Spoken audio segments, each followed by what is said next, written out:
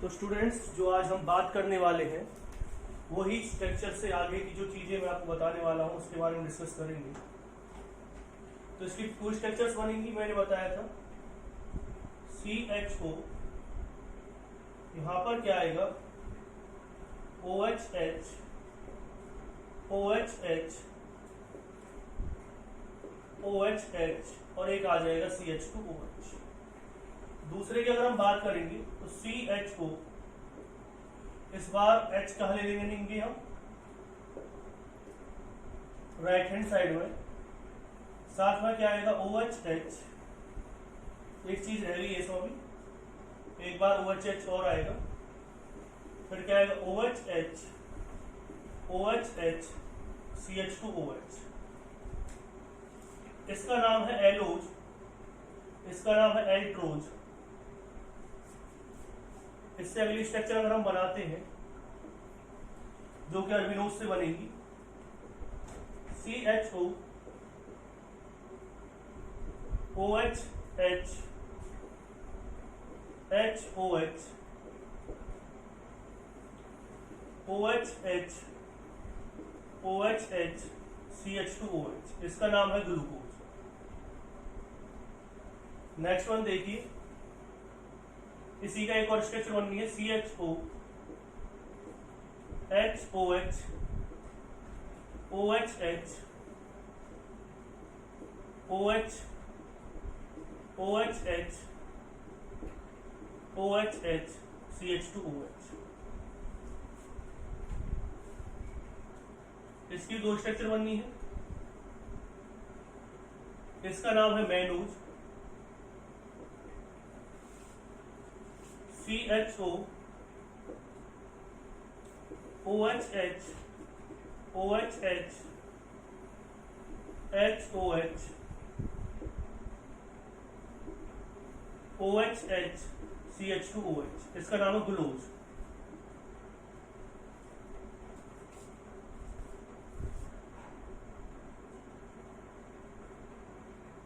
उसके बाद आएगा CHO,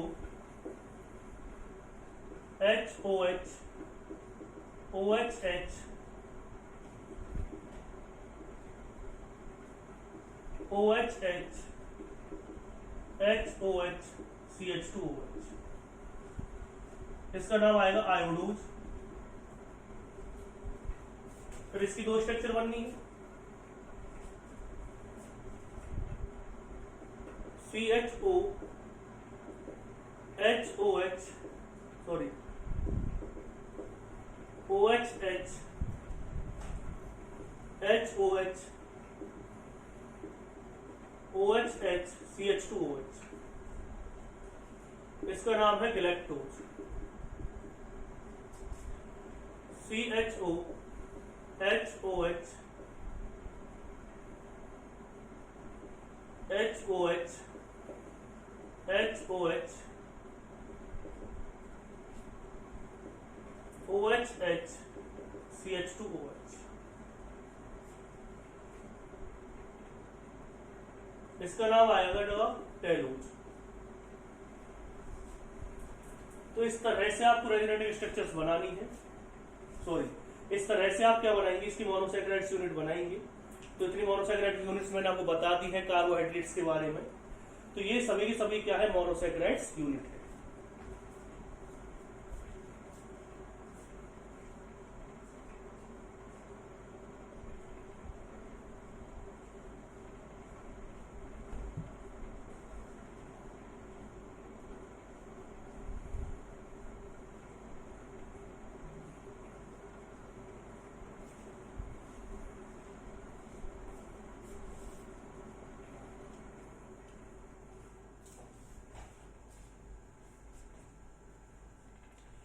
इन्हें नोट डाउन कीजिए students.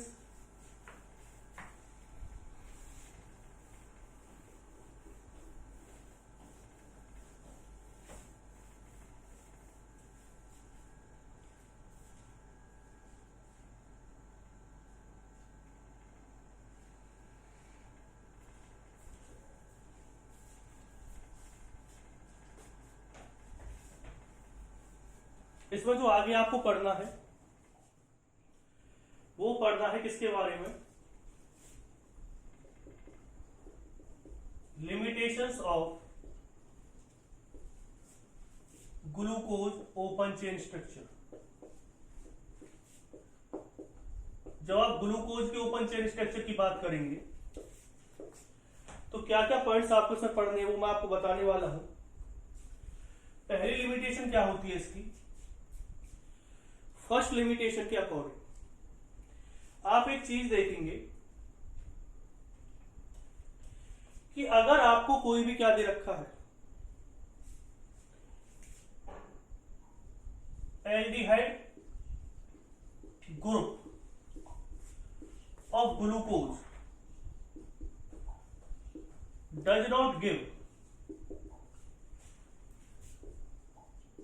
reaction with sodium bisulfite 2,4-DNP with ammonia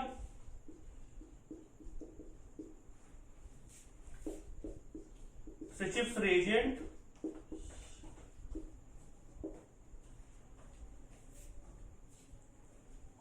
etcetera. तो जनरली ये देखते हैं कि जो एल्डिहाइड ग्रुप ऑफ ग्लूकोज है वो रिएक्शन नहीं देता है किसके साथ, sodium bisulphide 2,4-DNP with ammonia और सिचिफ्स रिएजेंट के साथ। दूसरी इसकी लिमिटेशन क्या है, दूसरी अगर मैं इसकी लिमिटेशन की बात करता, दूसरी लिमिटेशन ये है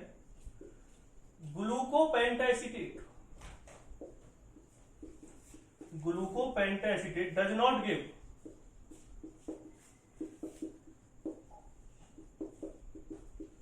reaction with hydroxylamine।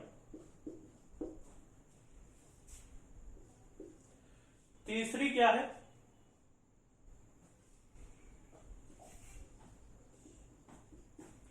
Glucose exist into two anomeric form, two cyclic forms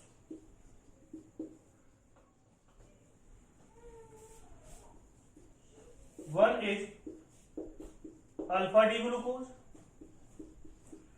another is beta D glucose।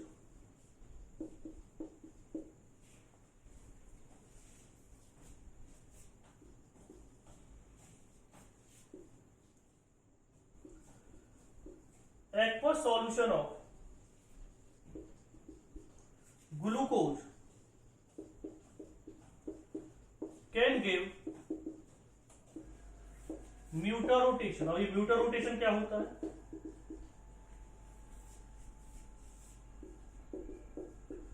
Alpha D glucose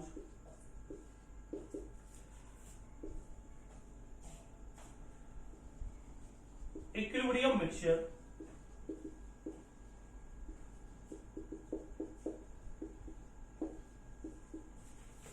और बीटा डी ग्लूकोज, इसका रोटेशन होगा, एंगल ऑफ रोटेशन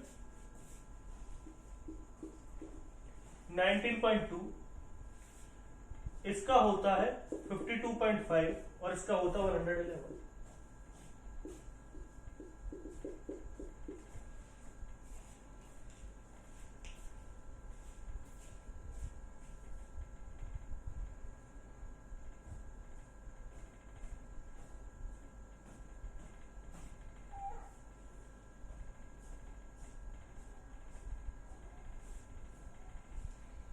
इसका मतलब क्या है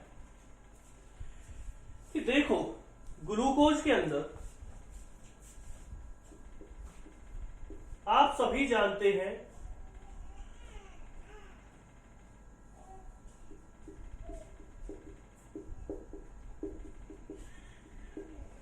एल्डिहाइड ग्रुप प्रेजेंट होता है, और मैं आपको एल्डिहाइड और कीटोन वाले चैप्टर में ऑलरेडी बता चुका हूं कि जहां एल्डिहाइड ग्रुप प्रेजेंट होता है वो सोडियम बाइसल्फाइड टेस्ट देगा, 2,4-DNP भी देगा और अमोनिया के साथ भी रिएक्शन देगा और सिचिफ्स रिएजेंट के साथ भी रिएक्शन देगा, सिचिफ कंपाउंड बनाएगा।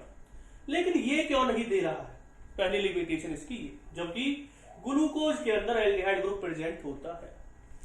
दूसरी अगर हम बात करते हैं, सेकंड पॉइंट पर हम आते हैं, तो सेकंड पॉइंट क्या है? सेकंड पॉइंट में एक चीज क्लियर हो रही है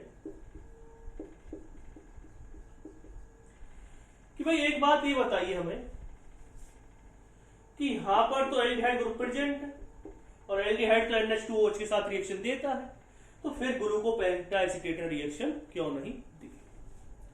अब हमें एक नई चीज फिर से पता चली, ग्लूकोज तो एक्वस सॉल्यूशन के अंदर टू फॉर्म्स में एग्जिस्ट करता है, एक का नाम अल्फा डी ग्लूकोज है, एक का नाम क्या है? Beta D glucose. नेक्स्ट एक चीज और भी पता चली कि वो म्यूटा रोटेशन देता है। अभी तक हमें ये भी पता नहीं चला कि म्यूटा रोटेशन है क्या। तो आप देख रहे हैं कि इक्विलिब्रियम के अंदर रोटेशन चेंज होता जा रहा है। पहले जैसे कि अल्फा डी ग्लूकोज का 111 है, फिर 52.5 हो रहा है, फिर कितना हो रहा है बीटा डी ग्लूकोज का 19.2। यानी कि आप देख रहे हैं कि एंगल बार बार क्या हो रहा है? चेंज हो रहा है। इसी एंगल चेंज को क्या कहते हैं? म्यूटा रोटेशन कहते हैं। तो देखिए इसमें सबसे पहले कुछ चीजें मैं आपके माइंड में क्लियर करता हूं। सबसे पहली जो पॉइंट हम इसके बारे में पढ़ने वाले हो समझिए, ये सभी पॉइंट्स आपने लिख लिए होंगे जहां तक है। तो पहले बात कर लेते हैं म्यूटा रोटेशन की।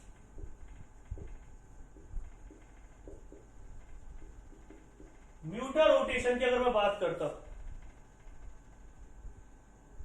तो आप एक चीज देखेंगे इसमें, म्यूटा रोटेशन के लिए it is the spontaneous change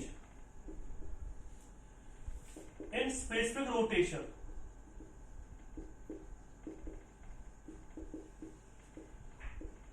when any substance exists in an equilibrium।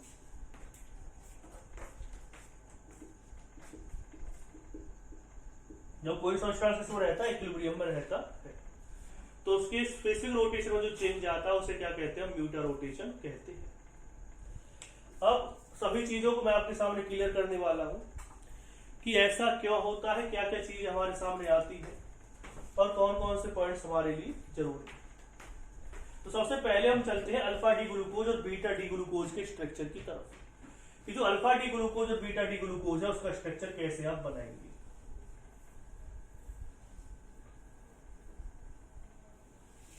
और फिर मैं इन लिमिटेशंस को भी आपकी दूर करने की कोशिश करूंगा कि लिमिटेशंस नहीं है, क्या एक्सप्लेनेशन आएगा इनका, वो चीजें समझिए। सबसे पहले मैं स्ट्रक्चर बनाऊंगा बीटा डी ग्लूकोज का, और जब मैं बीटा डी ग्लूकोज का स्ट्रक्चर बनाऊंगा यहां पे बना दूंगा मैं, यहां पे ले लो अल्फा डी ग्लूकोज का, इस तरह से यहां पे अल्फा डी ग्लूकोज का ले लेते हैं और यहां पर बना लेंगे हम बीटा डी ग्लूकोज।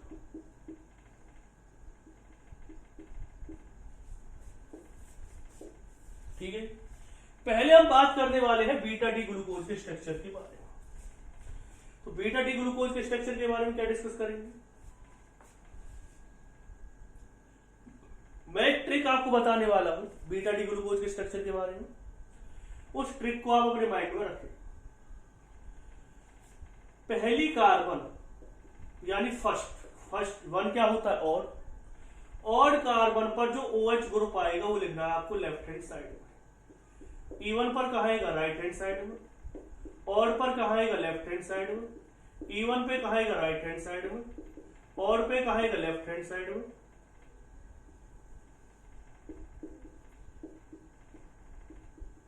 फिर मैं आपको बता देता हूं, जैसे फर्स्ट है, फर्स्ट का मतलब क्या होता है? Odd number. सेकंड का मतलब क्या होता है? इवन। तो इवन जो कार्बन तो OH कहां आएगा? लेफ्ट हैंड साइड में आएगा। और ऑड पर कहां आएगा? OH, सॉरी OH जो है इवन पे राइट हैंड साइड में आएगा, सॉरी, और इवन पे और ऑड में कहां आएगा? लेफ्ट हैंड साइड पे आएगा। अल्फा डी ग्लूकोज और बीटा डी ग्लूकोज में ज्यादा डिफरेंस नहीं होता। दोनों के अंदर बस एक स्मॉल चेंज ये है कि जो OH और H है, फर्स्ट कार्बन, सिर्फ फर्स्ट कार्बन पे जो OH है वो इसमें कहा जाएगा? राइट हैंड साइड में आ जाएगा, और दूसरे में कहा जाएगा? लेफ्ट हैंड साइड पे आ जाएगा।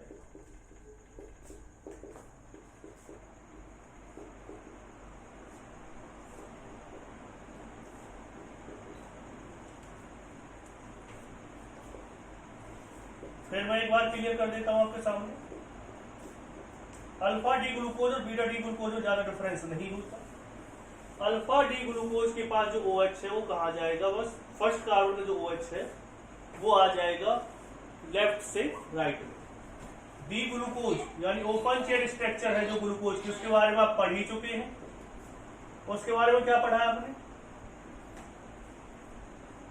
HOH, ये मैं स्ट्रक्चर पहले बना करके आपको दिखा चुका हूं।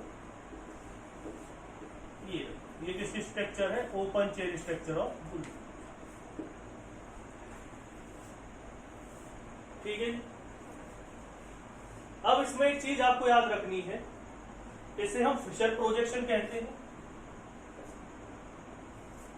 जब ग्लूकोज फिशर प्रोजेक्शन में एग्जिस्ट कर रहा है और साइक्लिक स्ट्रक्चर बना रहा है, कैसे स्ट्रक्चर बना रहा है, साइक्लिक स्ट्रक्चर, तो यहां पर एक पॉइंट आपको याद रखना है कि ये रहता है हेमी एसिटल फॉर्म। कौन सी फॉर्म में रहेगा, ये यहां पर रहेगा हेमी एसिटल फॉर्म के अंदर रहेगा। तो एक चीज आपको याद रखनी है कि जो अल्फा डी ग्लूकोज है वो फिशर प्रोजेक्शन के अंदर हेमी एसिटल फॉर्म के अंदर रहता है।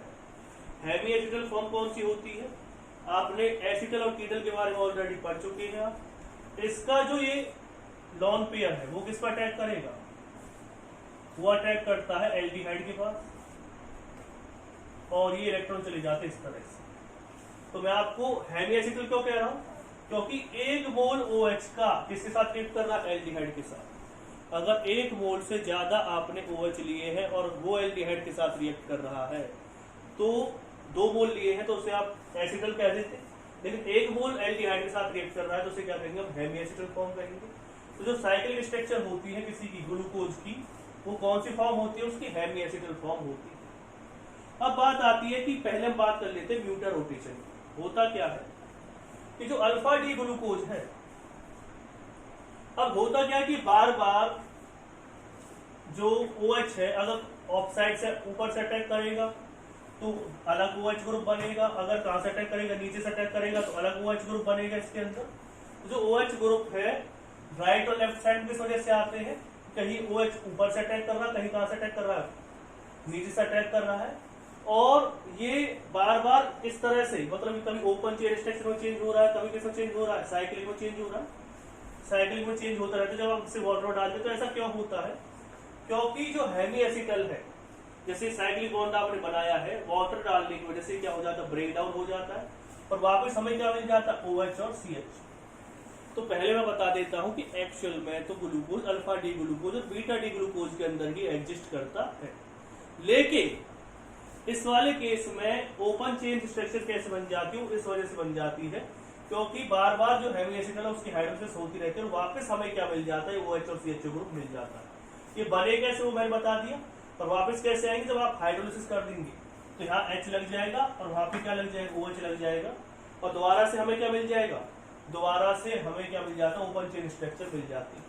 तो एक्चुअल में एग्जिस्ट कैसे करती है ग्लूकोज, अल्फा डी ग्लूकोज और बीटा डी ग्लूकोज फॉर्म में, लेकिन हाइड्रोलिसिस होने की वजह से इसमें क्या होता रहता है, कभी अल्फा डी ग्लूकोज जाती रहती है, कभी ये किस्म जाती रहती है ओपन चेन स्ट्रक्चर, कभी किस्म जाती रहती है beta D glucose. Equilibrium mixture क्या, इक्विलिब्रियम मिक्सचर के अंदर alpha D glucose, beta D glucose और डी ग्लूकोज यानी कि ओपन चेन स्ट्रक्चर तीनों ही एग्जिस्ट करती है, यानी कि तीनों अल्फा डी ग्लूकोज भी एग्जिस्ट करेगी, बीटा डी ग्लूकोज भी एग्जिस्ट करेगी, और क्या रहेगी इसके अंदर, इक्विलिब्रियम मिक्सचर के अंदर क्या रहते हैं, डी ग्लूकोज यानी ओपन चेन स्ट्रक्चर का भी कुछ पार्ट रहता है। तो पहले तो मैंने साइक्लिक स्ट्रक्चर बनाने आपको सिखा दी है, ये हेमी एसिटल फॉर्म में एग्जिस्ट करती है। अब बात आती है पहले पॉइंट पर कि ऐसा क्या होता है कि पहले बात कर लेते हैं कि जो ग्लूकोपेंटाएसिटेट है वो हाइड्रोक्सिल अमाइन के साथ रिएक्शन क्यों नहीं देता, NH2OH के सेकंड पॉइंट है जो मैंने आपको लिखवाया, उसे एक बार पढ़ें। जब आप वीडियो देख रहे हैं तो आपने देखा होगा सेकंड के साथ रिएक्ट इसलिए नहीं करता है क्योंकि अब इसके पास अगर हम ग्लूकोपेंटाएसिटेट के साथ इसकी रिएक्शन करवाएंगे, अगर आप इस कंपाउंड ग्लूकोपेंटाएसिटेट के साथ रिएक्शन करवाएंगे तो ग्लूकोपेंटाएसिटेट के साथ रिएक्शन पर क्या बनेगा, जैसे कि आपने इसकी रिएक्शन करवा दी, आप जानते हैं अल्फा डी ग्लूकोज और बीटा डी ग्लूकोज ज्यादा होते हैं, ये तो 0.5% से भी कम प्रेजेंट होता है। जैसे अल्फा डी ग्लूकोज के साथ एक के साथ रिएक्शन करवा देता हूं मैं, किसकी CH3CO की ट्वाइस एसिटिक एनहाइड्रेट की, क्या बनेगा CO double bond O CH3, यहाँ पर क्या आ जाएगा H, CO double bond O CH3, यहाँ पर क्या आ जाएगा H, फिर क्या आएगा H O C double bond O CH3, फिर उसके बाद क्या आएगा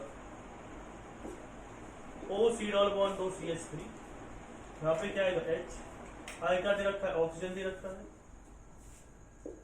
और लास्ट में क्या दिया हुआ है CH2O C double bond O CH3।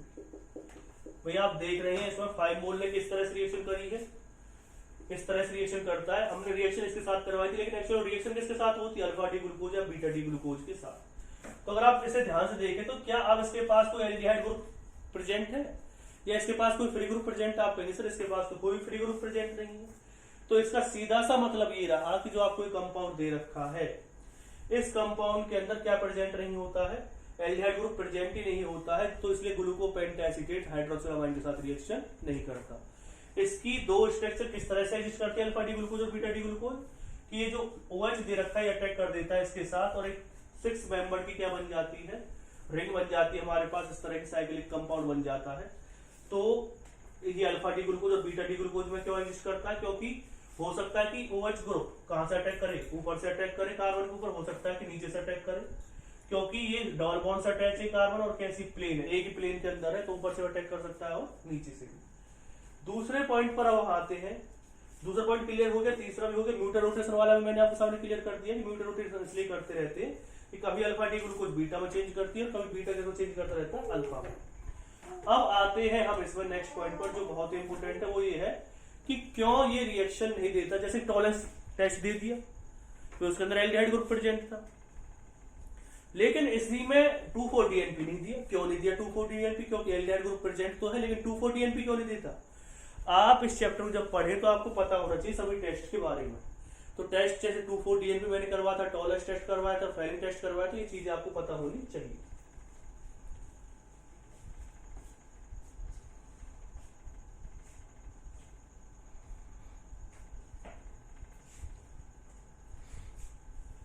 यहाँ पे O C double bond CH3 दे रखा है,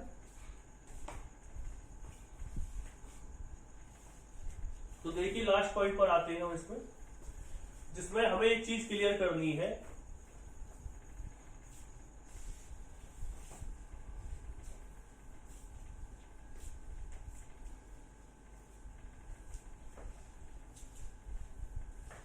क्या चीज क्लियर करनी है? जैसे मैंने अभी लिखा था, यहाँ पे अल्फा डी ग्लूकोज था, यहाँ पे क्या दे रखा था, डी ग्लूकोज दे रखा था, यहाँ पे क्या दे रखा था, बीटा डी ग्लूकोज।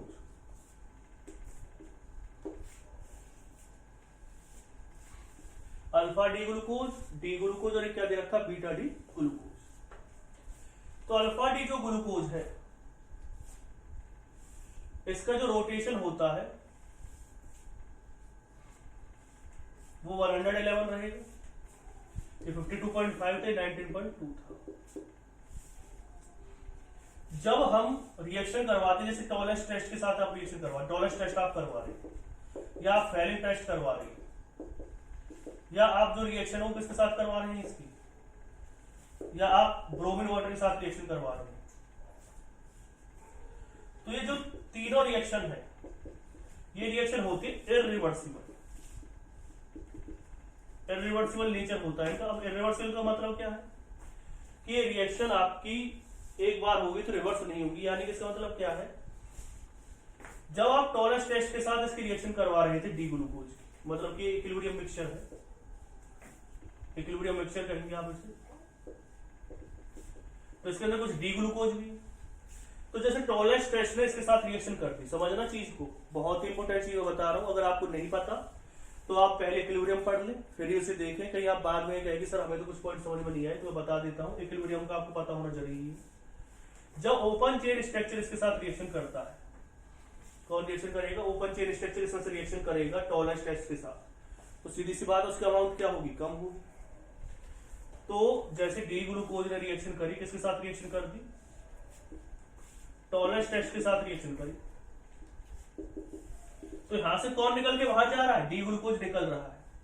वो किसके साथ रिएक्शन कर रहा है? टॉलेस टेस्ट के साथ रिएक्शन कर रहा है, या फ्रेलिंग टेस्ट के साथ रिएक्शन कर रहा है, या ब्रोमीन वाटर के साथ रिएक्शन कर रहा है। मतलब जो डी ग्लूकोज है वो रिएक्शन कर रहा है या तो टॉलेस टेस्ट के साथ रिएक्शन कर रहा है, तो इसकी अमाउंट डी ग्लूकोज की अमाउंट कम होगी, क्योंकि इसमें तो सभी का मिक्सचर है। यहाँ पे डी ग्लूकोज भी, अल्फा डी ग्लूकोज भी, बीटा डी ग्लूकोज भी, तो यहाँ सभी ग्लूकोज आपको दे रखी है। तो इसका मतलब ये है कि यहाँ पर कहीं ना कहीं से डी ग्लूकोज, मतलब जो इसके अंदर डी ग्लूकोज है ओपन चेन स्ट्रक्चर, जिसे हम ओपन चेन स्ट्रक्चर भी कहते हैं, वो इसमें से निकलेगा। और जैसे ही वो इसके अंदर से निकलेगा तो इसकी अमाउंट कम हो जाएगी और रिएक्शन किस डायरेक्शन चली जाएगी? Forward direction. यानी अल्फा डी ग्लूकोज ज्यादा क्या बनाएगा? डी ग्लूकोज, और रिएक्शन इजीली हो पाएगी, क्योंकि यहाँ पर डी ग्लूकोज की कंसंट्रेशन बढ़ती रहेगी। क्योंकि रिएक्शन कैसे इरिवर्सिबल है, तो टॉलेस टेस्ट के साथ जब डी ग्लूकोज रिएक्ट करेगा तो ऐसा नहीं है कि जो प्रोडक्ट बन गया अब वो प्रोडक्ट भाई साहब दोबारा किसमें चेंज नहीं होगा? डी ग्लूकोज में चेंज नहीं होगा। यानी डी ग्लूकोज की अमाउंट तो कम होती रहेगी और यहाँ पर ज्यादा अमाउंट बनती रहेगी, क्योंकि तो इक्विलिब्रियम में एग्जिस्ट कर रही है। और इक्विलिब्रियम की एक खासियत होती है कि जहां कंसंट्रेशन कम होती है उसी डायरेक्शन वो जाने लगती है। तो ज्यादा क्या बनेगा? डी ग्लूकोज बनेगा। जब ज्यादा डी ग्लूकोज बनेगा तो आप उसे क्या कर देंगे? अलग कर देंगे। तो आपने क्या कर दिया? उसे अलग कर दिया। डी ग्लूकोज इसमें से निकलता रहेगा, ज्यादा बनता रहेगा और वो टॉलेस टेस्ट के साथ इजीली रिएक्शन दे देगा, फ्रेलिंग टेस्ट दे देगा, ब्रोमीन वाटर के साथ रिएक्शन दे देगा। अब क्वेश्चन आता है कि अगर ऐसी क्या बात हो जाती है सोडियम बाइसल्फाइड से, इसकी क्या नाराजगी ऐसी कि ये उससे नाराज होकर के उसके साथ रिएक्शन ही नहीं देता? ना अमोनिया के साथ रिएक्शन दे रहा है सर, और ना ही किसके साथ रिएक्शन दे रहा है, ना ही रिएक्शन दे पा रहा है किसके साथ? सोडियम बाइसल्फाइड के साथ रिएक्शन दे रहा है, ना ही अमोनिया के साथ रिएक्शन दे रहा है, ना ही रिएक्शन दे रहा है 2,4-DNP के साथ। ऐसी क्या नाराजगी इसकी? तो वो मैं आपको क्लियर कर देता हूं। इसकी नाराजगी ये है कि ये रिएक्शन देते हैं रिवर्सिबल। इनकी जो रिएक्शन होती है वो कैसे होती है? रिवर्सिबल रिएक्शन देते हैं। रिवर्सिबल रिएक्शन देंगे तो जैसे कि ओपन चेन स्ट्रक्चर है ग्लूकोज की, ओपन चेन स्ट्रक्चर के साथ कौन रिएक्शन कर रहा है? करनी चाहिए, किसने रिएक्शन करनी चाहिए? अमोनिया या कोई भी करे, सोडियम बाइसल्फाइड है 2,4-DNP, ये कोई भी इनके साथ रिएक्शन करना चाह रहा है। जब रिएक्शन करना चाह रहा है तो रिएक्शन तो कैसे होगी? रिवर्सिबल। यानी जितना ग्लूकोज इसके साथ रिएक्शन करेगा उतना दोबारा से किसमें चेंज हो जाएगा? ग्लूकोज में चेंज हो जाएगा। तो यहाँ से डी ग्लूकोज के अमाउंट में कोई ज्यादा फर्क नहीं पड़ेगा, क्योंकि ये जो रिएक्शन कर रहा है दोबारा से क्या बन जाएगा? डी ग्लूकोज बन जाएगा। तो इक्विलिब्रियम डिस्टर्ब होगी नहीं, तो ज्यादा प्रोडक्ट इसके अंदर बनेगा, मतलब कि फिर रिएक्शन इजीली नहीं हो पाएगी। क्योंकि पहली वाली रिएक्शन तब हो पा रही थी जब ज्यादा डी ग्लूकोज बन रहा था। किस वजह से? क्योंकि जो रिवर्सिबल रिएक्शन थी उसकी वजह से डी ग्लूकोज की अमाउंट उसमें यूज हो रही थी, लेकिन यहाँ तो अमाउंट यूज नहीं हो रही। तो इस वजह से क्या होता है कि sodium bisulphide ammonia 2,4-DNP reaction नहीं दे पाते, क्योंकि रिएक्शन कैसी होती है? रिवर्सिबल रिएक्शन होती है, तो इजीली रिएक्शन नहीं दे पाते। तो मैंने पहला पॉइंट कर दिया है, पहला पॉइंट बता दिया क्यों रिएक्शन नहीं देते, due to the reversible nature of the reaction. बाकी टॉलेस टेस्ट, फ्रेलिंग टेस्ट क्यों देते हैं? क्योंकि उनका रिवर्सिबल नेचर होता है। दूसरा फिर मैंने आपको बताया इसके अंदर कि ग्लूकोपेंटासिड रिएक्शन क्यों नहीं देता हाइड्रोक्सिलामाइन के साथ, जबकि ग्लूकोज दे देता है। तो मैंने आपको अभी चीज क्लियर की थी कि उसके अंदर एल्डिहाइड ग्रुप बचता ही नहीं है ग्लूकोपेंटासिड के अंदर। तीसरा मैंने बताया था कि एक्वस सॉल्यूशन के अंदर क्या बना लेता है? हेमी एसिटल की फॉर्म में एग्जिस्ट करता है ग्लूकोज, अल्फा डी ग्लूकोज और बीटा डी ग्लूकोज बना देता है। और मैंने रिएक्शन को स्ट्रक्चर बना करके दिखाई आपको और बताया था किस तरह से अटैक करेगा। तीसरा क्या है कि इसमें बार बार रोटेशन में चेंज क्यों होता रहता है? स्पेसिफिक रोटेशन में, क्योंकि अल्फा डी ग्लूकोज किसमें चेंज होता रहता है? बीटा में। और डी ओपन चेन स्ट्रक्चर में किस वजह से होता है? क्योंकि वहाँ वाटर के साथ रिएक्शन करेगा, हाइड्रोलिसिस होगी, तो अल्फा बीटा किसमें? अल्फा में या ओपन चेन स्ट्रक्चर में चेंज होते रहते हैं। अब बात आती है, चीज मैं आपको क्लियर कर देना चाहता हूं, एल ग्लूकोज। क्वेश्चन बहुत ही इंपॉर्टेंट है। L glucose is the mirror image of D glucose. जो एल ग्लूकोज होता है वो मिरर इमेज होती है किसकी? डी ग्लूकोज की मिरर इमेज होती है एल ग्लूकोज। तो ये चीज आपको याद रखनी है कि जो एल ग्लूकोज है वो डी ग्लूकोज की क्या होती है? Mirror image.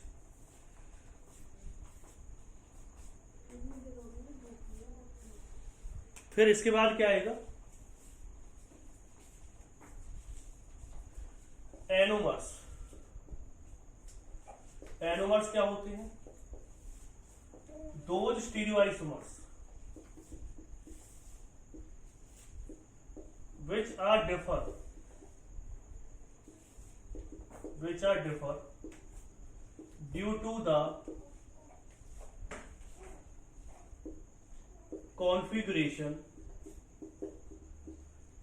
Along first carbon. ऐसे स्टीरियो आइसोमर जो डिफर होते हैं कॉन्फ़िगरेशन अलग होने की वजह से फर्स्ट कार्बन के, तो उसे क्या कहते हैं, हम एनोमर्स कहते हैं। एग्जाम्पल की अगर हम बात करते हैं तो अल्फा डी ग्लूकोज और बीटा डी ग्लूकोज, इसके एग्जाम्पल आ जाएंगे, क्योंकि मैंने बताया था ना फर्स्ट के अलोंग क्या होते, डिफर होते, तो उन्हें क्या कह देंगे, आप एनोमर्स कह देंगे। फिर उसके बाद क्या आएगा, एपीमर्स। एपीमर्स क्या होते हैं, दोज डाइएस्ट्रोमर्स। अभी डाइएस्ट्रोमर्स क्या होते हैं, जो एक दूसरे की मिरर इमेज नहीं होते। Diastereomers which are differ due to the different configuration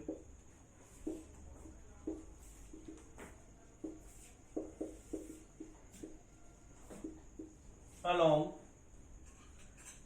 any stereo center। तो डाइस्टोमर्स क्या होते हैं, जो एक दूसरे की मिरर इमेज नहीं होते। और जैसे मैं एग्जांपल बता रहा हूं आपको इसका, CHO, OHH, OHH, OHH, OHH, CH2OH। दूसरा एग्जांपल क्या है इसका, दूसरा एग्जांपल दे रखा HOH, HOH, HOH, OHH, OHH, CH2OH। ये ग्लूकोज है और ये है एनोज। तो ये एक दूसरे के क्या है, एपीमर्स है। क्योंकि आप देखेंगे बाकी सब जगह सही है, लेकिन थर्ड कार्बन पर और इसकी थर्ड कार्बन पर OH अलग अलग पोजीशन पर दे रखे, तो ये दूसरे के क्या हो जाएंगे, इन्हें एक दूसरे का आप क्या कह सकते हैं, एपीमर्स कह सकते हैं। तो एक दूसरे के क्या है, एपीमर्स। तो इसे लिख लीजिए।